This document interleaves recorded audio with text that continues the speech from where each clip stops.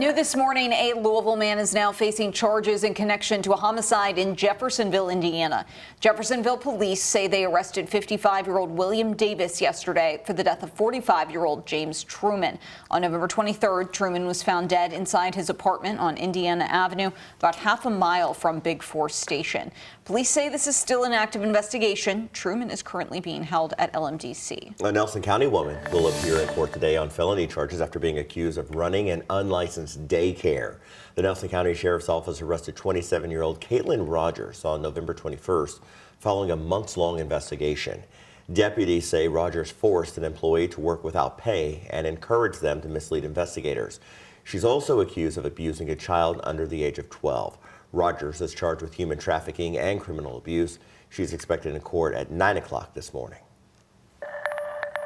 My man, give us your hands. I'm not doing nothing. I'm not doing nothing. That is the moment that a gunshot went off during an arrest in Smoketown over a stolen car. We do pause the video right there again because that's the moment the shot went off. Nobody died but two LMPD officers and the suspect, 20-year-old Jeremiah Thompson, were shot. Now, the LMPD blames Thompson for the shooting. WHAS11's Ian Hardwick breaks down the body camera video and shows us that heated court exchange that ended with his attorney in handcuffs. My man, give us your hands. You're watching three Metro police officers trying to wrestle Jeremiah Thompson's hands free. Then a gun goes off. We froze the video just before that moment on body camera video provided by LMPD.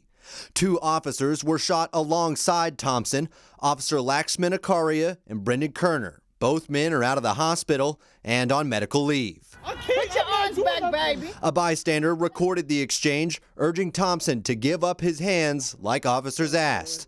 Police came to arrest Thompson, alleging he stole a 2018 Kia. On arrival, What are we doing in this car? video shows Thompson without his shoe. Can you get my shoe though? A shoe that was ultimately in the floor of the driver's side of that stolen car, alongside wires pulled from the steering column, as shown by this picture LMPD provided. What evidence do you have that he pulled the trigger? John Olash, Thompson's lawyer, argued that charges for endangering police should be dropped since the gun going off was unintentional. Now, maybe he was negligent, maybe he was foolish, maybe he should be a better communicator, but that's not part of the statute. The arguments came after a heated exchange during the probable cause hearing. Ultimately, Olash was held in contempt of court and carried out in cuffs, but no formal charges were filed against him. LMPD Chief Paul Humphrey stands by the work of his officers. So however you say it, we can play semantics. The suspect had cooperated, he wouldn't have gotten shot, and the officers wouldn't have gotten shot. How the gun went off is still part of an active investigation. In Louisville, Ian Hardwick, WHAS 11, on your side. Thompson returns to court in January when a grand jury will decide if his case will move to trial. This morning, Metro Police are investigating after finding a human body floating in the Ohio River.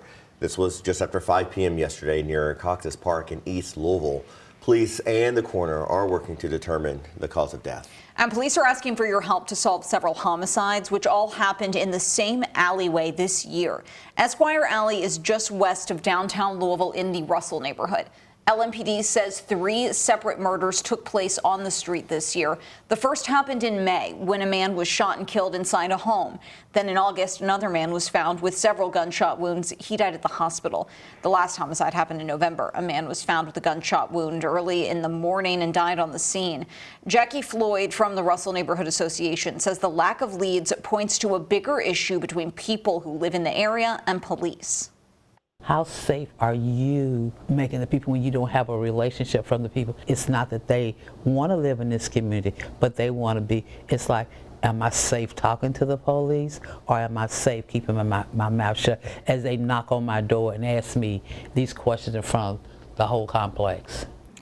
LMPD says Esquire Alley is an area of focus in its new crime reduction plan, which includes increased police presence and face-to-face interactions. If you know anything about these 3 cases, you're asked to call the anonymous tip line at 574-LMPD. The Supreme Court of the United States is looking into a ban on medical treatments for transgender children to see if it violates the U.S. Constitution. Justices heard arguments on that yesterday. This case centers around a ban that was passed in Tennessee. Last year, lawmakers banned those gender-affirming treatments. In part, they cited uncertain harm in the long term. A similar ban was passed here in Kentucky in 2023. That ban directly impacts months of care for Annika Gibson, a graduate of Louisville's Manual High School. Those 2-3 months without hormones were probably the hardest that I have experienced in a long time. Probably because I knew what I was missing. Gibson is now 18 and is following the case closely. She's concerned if the court upholds the ban, it could open the door to more limitations on care. However, supporters of the ban argue they are only protecting children.